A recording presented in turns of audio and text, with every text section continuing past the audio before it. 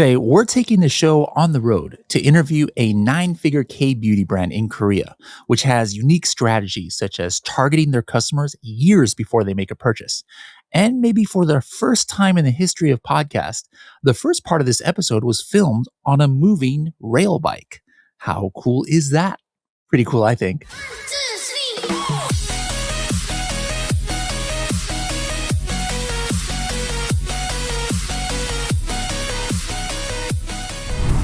Hello, everybody, and welcome to another episode of the Serious Sellers Podcast by Helium 10. I'm your host, Bradley Sutton, and this is the show that's a completely BS-free, organic conversation about serious strategies for serious sellers of any level in the e-commerce world.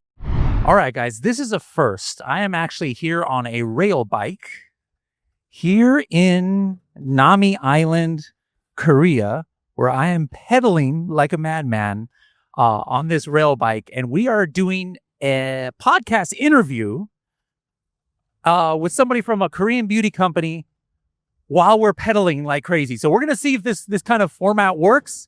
For those watching on YouTube, it's a much better watch. Make sure to check out the Serious Sellers Podcast channel on YouTube.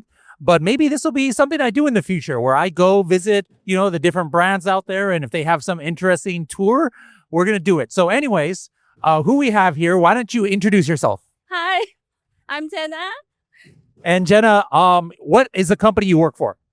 I work for TONYMOLY K-beauty company.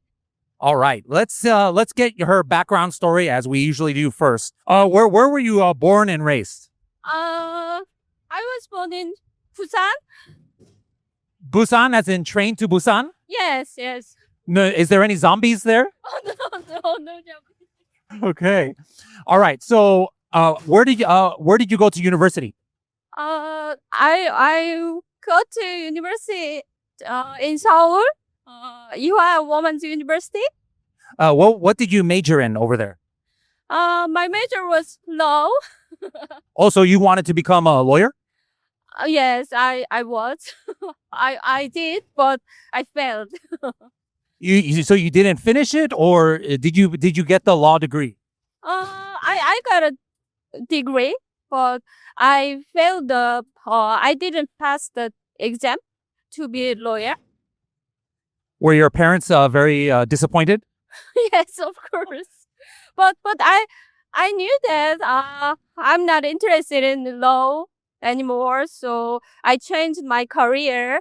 I started my first career as a programmer. After that, I took a break from work for 10 years to raise my daughter. So after that, I started the global e-commerce. Why did you decide your first thing to get back into the working world was going to be e-commerce? While I was taking care of my daughter, I started thinking about what I could do from home. So that's when I launched global e-commerce. So when you first got into e-commerce, what was it? Was it a Korean website, like .com company, or how did you get into it? I sold products on eBay. eBay in Korea, or? No, eBay on US eBay. What kind of products did you sell? I sold all kinds of sporting goods. And this is just like for your company or just by yourself from your house or what? I bought all the products by myself. So I sold the brand products by myself. So you like bought in Korea and then shipped, you got it in your apartment or house and then shipped it to USA? Yes, of course. I did it. And like, what did you get sales to every month? Like, well, what kind of sales and profit did that get you? My profit was above the salaryman. At that time, the eBay was so good, so I earned a lot of money on eBay. But after that, I moved to Amazon. About what year did you move to Amazon? Maybe 2 years ago, the pandemic. Yes, I started both site took at the same time, but when I started the e-commerce, the Amazon was not attractive for me. eBay is more easier than Amazon, so I can get money from eBay, but when the Amazon started to worldwide free shipping to eBay, my eBay sales was fall down, and I moved to Amazon. I thought the Amazon has more opportunity.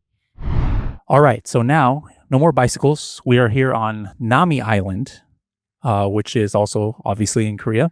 And let's go ahead and continue the conversation without having no breath because I'm pedaling so much. So going back to your history, you were doing eBay, and then what year did you make the switch to Amazon? Maybe 5 years. 5 years after I moved to Amazon. Well, what was the actual year you started selling on Amazon? I started through 2017, both Amazon and eBay, and at the first time I focused on eBay, and I moved to Amazon. Maybe I'm not sure. The two years before the pandemic, from 2022, eBay and Amazon. But I seriously moved to Amazon is 2020. And so in 2020, when you got serious about Amazon only, what was the first product you were selling? I sold the cosmetic items, but A private label? yes, private label. How did you find the factory? Actually, private that item was private label, but I can get the item from one of my customers, so they provide all the rights for selling brand. So I can register brand on Amazon and I can sell private label. The brand is not I didn't have the brand, but I can get all the right to use the brand. So I registered brand on Amazon by myself. So I run all the brand store and I launched that brand on Amazon. Okay. And in your first full year of Amazon, how much sales did you have? At the first year, that was not a big sales, but finally I got $10,000 per month. The max sales was profit was $10,000. Sales or profit? Profit. Yeah. So what was gross sales? I I can't remember exactly. Maybe 20. So you were making almost 50% profit? Yes, 50 and 20% of profit. Yes. This is very interesting what we are passing. There's like some bottles here in the glass and there's pods. All right. I like this kind of podcast. So at this time, like 2020, did you just stop selling on eBay and only focus on Amazon? Yes. Because as you know, during the COVID-19 pandemic, the Amazon sales increased rapidly. So I also, one of my product I worked on became a bestseller. So It was a cosmetics product? no, just mask for COVID-19 mask. So I sold a lot of items. Someday I woke up and I saw the order list. I can check Hold on, I have to Yes. show this sign. Just a moment. Watch out for snakes and bees. I don't think during a podcast I have ever had to watch out for snakes and bees. Please continue, and don't worry, I'll watch out for the snakes and bees. Yes. During pandemic, I can earn a lot of money on eBay. Also, I got a prize from Amazon Korea, cause some kind of talent. So I won the first prize. So some of companies asked me to handle their Amazon account. So I started to my business for the Amazon agency. So I had to run my own business. Well, what year did you discover Helium 10? I've been using Helium 10 for 5 years. 5 years, yes. What's your favorite Helium 10 tool? I really like Xray Chrome extension because it's too easy to find information when I'm searching the product on Amazon. I can check the keywords and sales and bestseller ranking. When I'm using the Chrome, I can use also Xray at the same time. All right, we've gone to another place in Korea now. We are in like this little Italy kind of place where a lot of K-dramas have been filmed. Back to the questions. We were talking about Helium 10 Xray, and just fast forward to now. What is your job in Amazon? I work as a global e-commerce team manager at a K-beauty company, TONYMOLY. Now, TONYMOLY. So this is a brand that I actually did some of their first Amazon listings years ago. For those who might not have heard the brand, like how long has it been around? Give some history of the brand. Like what is the public information as far as like how much they have sales overall year by year? my company is 20 years old company, and our average sales is 163 million per year. $163 million per year. That is a lot of money. One of the original K-beauty brands out there.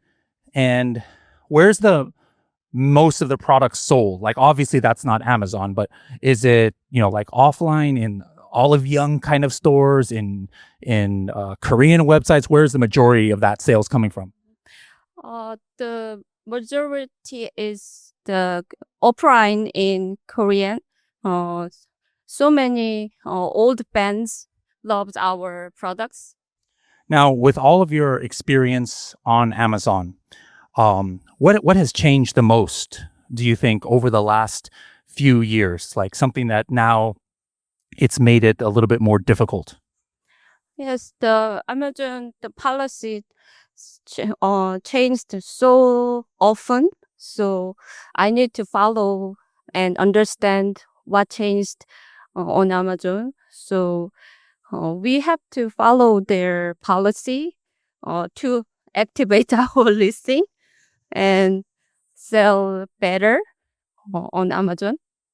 That's the most difficult on Amazon. Like, what's an example? Like, why did you pick that as the most important? Like what is something that really affected sellers or yourself over the last few years? Because they have the strict policy for the skin beauty. We have to get approval from FDA or others, the California warning. We have to put the label on our product. So a lot of regulations. We have to do that. So if we miss that policy, our listing will be deactivated. Now you guys are launching a new brand on Amazon. It's something you're selling offline too. What is the name of this brand, and what's the reason why, a company like TONYMOLY, it's such a well-known, why start a new brand? Our new brand name is BONCEPT. How do you spell that? BONCEPT. BONCEPT. BONCEPT brand has the anti-aging line, anti-aging products and PDRN products. Our company wants to spread to more people with reasonable price and with good quality. Our our new brand's products are very effective for anti-aging, and we try to make the products effective and have very good materials and with reasonable price. Yes. But what's the reason why not just launch these products in TONYMOLY brand? Actually, at the first time, we started this brand with Korean Daiso mall. Daiso mall managers asked us new brand to they need more popular products with new brand. So we started with new brand for the reason. Now it's interesting, that for any company out there that never has sold in Amazon USA or Amazon Europe, sometimes when you have a popular brand from back home, you can actually be pretty popular in other countries, even without much effort. I think you were telling me that in Amazon UK and Amazon Germany for the TONYMOLY brand, you are not even doing advertising yet, right? Yeah, right. What is your Amazon yearly sales? Our Amazon Europe sales is multiple six-figure sales. Yeah, so I think we can do that even higher, make it multiple seven figures. That's what our goal is going to be for this. It shows the power of when you have a popular brand or ability to source a brand that's not sold in another country. This was kind of like my model back in the days when I would import, Korean products, and all of the people who visited Korea and who knew these products, or Korean people living in the USA, they were searching for this. So it's a good way to be able to make money off of a brand. But now you're learning a different kind, because this new brand, not many people know about. And so this is going to be like a case study over the next, year or so, Helium 10 helping them to launch this new brand on Amazon US, and also seeing how we can increase the sales of the TONYMOLY in Europe by opening up advertising and things like that. What kind of unique strategies do you think you're doing, or that you've done in the past, maybe not at TONYMOLY, maybe it is there, or at your previous jobs, that you think not every seller is doing, something that has given you an advantage, do you think? I think my main strategy is to fix our persona, and I will focus on make the proper contents to persuade buyers. How do you do that? How do you kind of like define your persona of who your buyer is? I analyze the buyer's age and the region and the female or male, and I analyze the data in selling data in Korea and in the US. So if the result of the average age is fixed, we try to make it lower a little bit, 5 years, 5 years lower than the data. So we make the contents with that age female using our products. So beautiful, beautiful woman using our products. And I think the most important thing is to make buyers imagine how they use our products and how our products affect on their face. So are you saying that, let's say you notice that your buyers are from the age of 40 to 50, you actually try and cater your marketing strategy as if it was 35 years old, you're saying? Yes, yes. Why is that? Because our main product is anti-aging. So young people don't need our product. So we are focusing on that age buyers. And then it's like, so you're getting exposed to your future customers early. So it's kind of like a long-term play. Interesting. Yes. Any other unique strategies you think you're doing? I'm using the outbound marketing. I mean, Meta or TikTok. We are trying to make viral on that place. So we need to make buyers to buy on Amazon. So if we risk higher price on TikTok shop, and most of buyers check the price on Amazon and other prices, and they will choose the reasonable price. Because as you know, the TikTok shops, the cost is higher than Amazon. So we are trying to send our buyers to Amazon. A huge company like TONYMOLY, I imagine there's many different departments. You're doing e-commerce, TikTok, Amazon. Maybe you have one department that focuses on Korean online sales, another department that focuses on offline, sales, and then another department that focuses on R&D and things.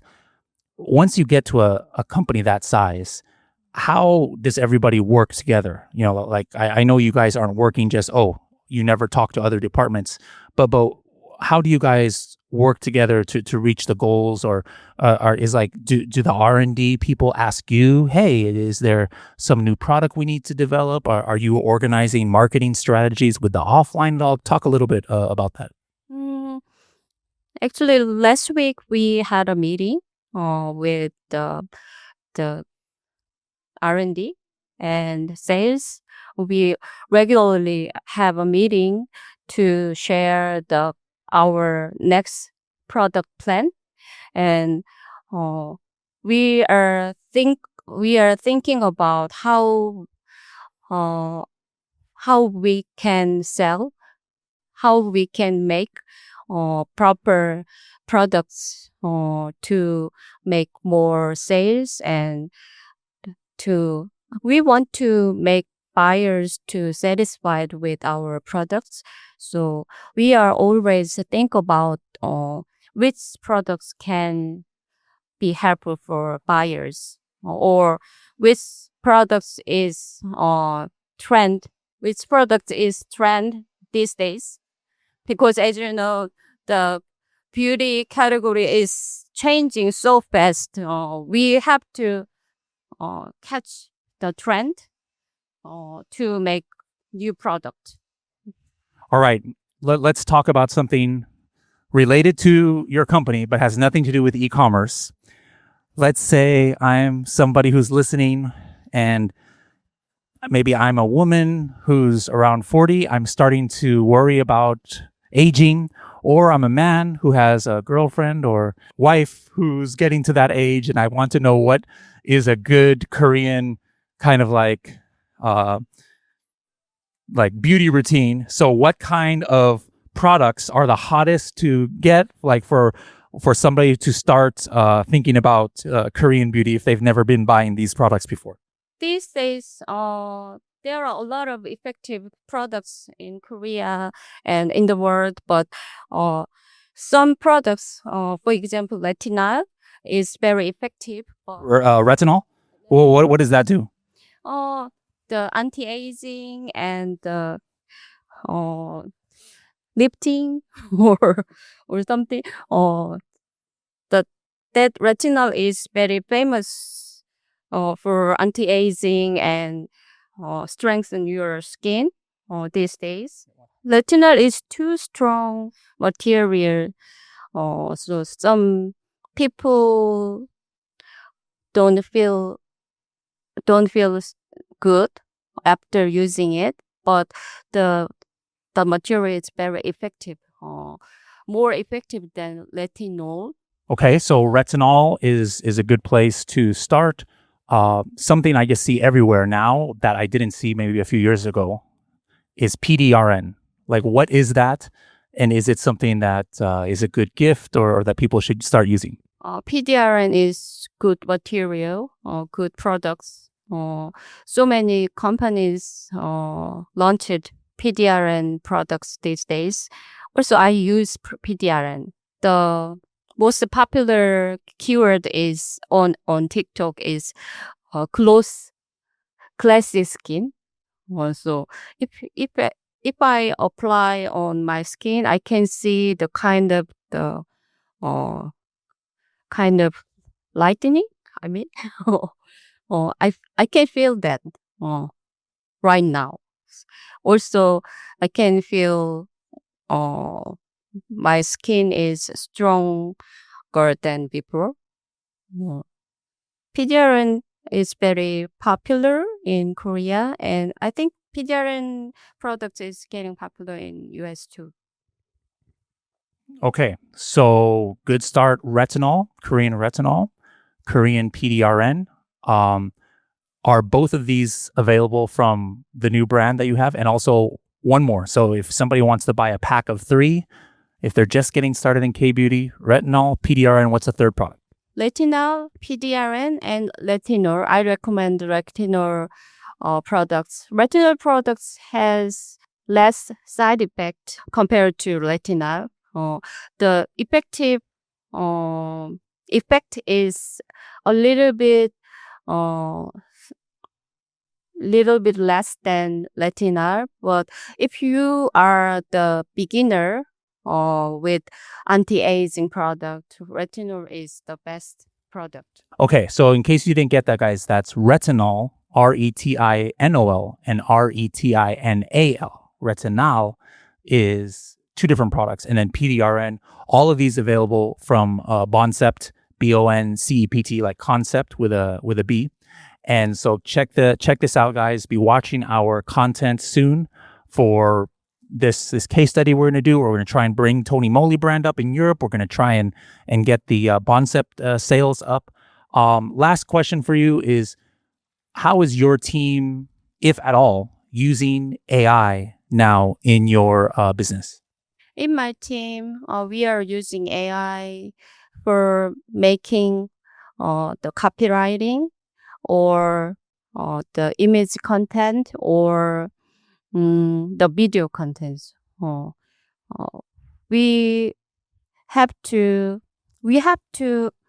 let more buyers discover our products on the website. So we are focusing on making a lot of contents on the social media. Also, if we use AI, we can save time to make Amazon listing. So we can find good sentences because we are not the native speakers, so we cannot understand which sentence is weird or strange. But AI can help us to make more easy and acceptable sentence for buyers. All right. Well, from Seoul, Korea, and many different cities as we've been around here, thank you, Jenna, for your time. And guys, look forward to this concept where we take local tours from local brands and visit their country while we learn about their Amazon history. We'll see you guys in the next episode.